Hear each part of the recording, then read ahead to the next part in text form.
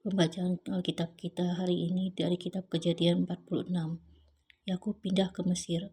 Jadi berangkatlah Israel dengan segala miliknya dan ia tiba di Beersheba lalu dipersembahkannya korban sembelihan kepada Allah Ishak ayahnya. Berfirmanlah Allah kepada Israel dalam penglihatan waktu malam.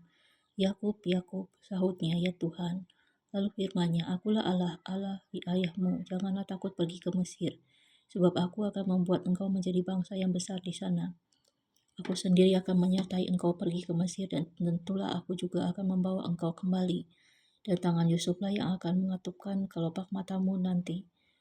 Lalu berangkatlah Yakub dari Beersheba dan anak-anak Israel membawa Yakub ayah mereka beserta anak dan istri mereka. Dan mereka menaiki kereta yang dikirim Firaun untuk menjemputnya.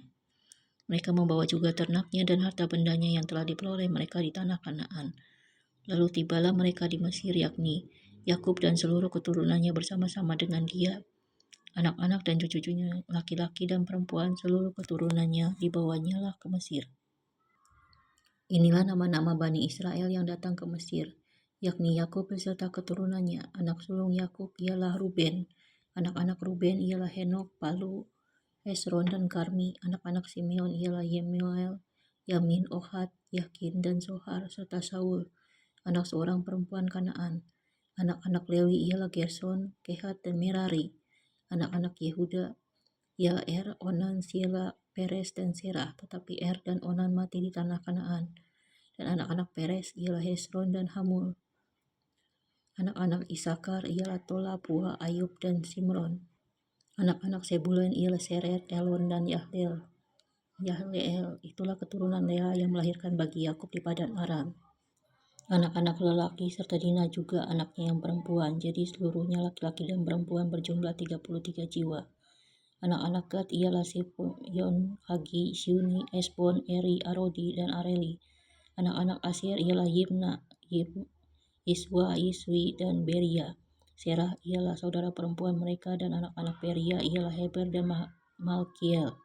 Itulah keturunan Silpa dari yakni hamba perempuan yang telah diberikan Laban kepada Lea, anaknya perempuan, dan yang melahirkan anak-anak bagi Yakub, seluruhnya 16 jiwa.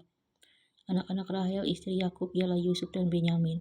Bagi Yusuf lahir Manasye dan Efraim di tanah Mesir yang dilahirkan baginya oleh Asnat, anak perempuan Potifera, imam di On. Anak-anak Benyamin ialah Bela, Beker, Asibel, Gera, Naaman, Ehi, Ros, Mupim, Hupim, dan Aret. Itulah keturunan Rahel yang telah lahir dari Yakub, seluruhnya berjumlah 14 jiwa. Anak Dan ialah Husim. Anak-anak Naftali ialah Yaseel, Guni, Yeser, dan Silem. Itulah keturunan Bilha, yakni hamba perempuan yang diberikan Laban kepada Rahel anaknya yang perempuan, dan yang melahirkan anak-anak itu bagi Yakub, seluruhnya berjumlah 7 jiwa. Semua orang yang tiba di Mesir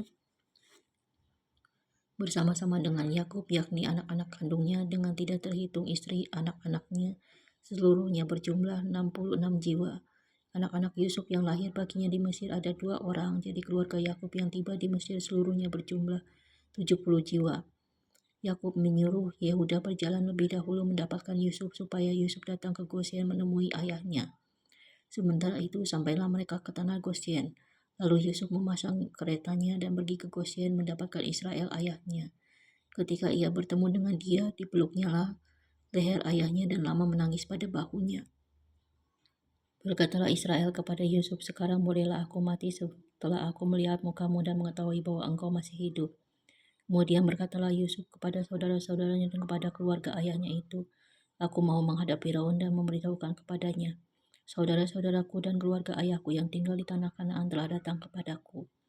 Orang-orang itu gembala kambing domba, sebab mereka itu memelihara ternak dan kambing dombanya, lembu sapinya dan segala miliknya telah dibawa mereka. Apabila Firaun memanggil kamu dan bertanya apakah pekerjaanmu, maka jawablah, hamba-Mu ini pemelihara ternak sejak dari kecil sampai sekarang, baik kami maupun nenek moyang kami, dengan maksud supaya kamu boleh diam di tanah Gosyen, sebab segala gembala kambing domba adalah suatu kekejian bagi orang Mesir. Kesimpulannya, saat Yakub melangkah ke Mesir dengan ketaatan kepada Tuhan, ia menunjukkan bahwa mengikuti kehendak Tuhan seringkali berarti berani keluar dari zona nyaman dan mempercayakan masa depan sepenuhnya kepadanya.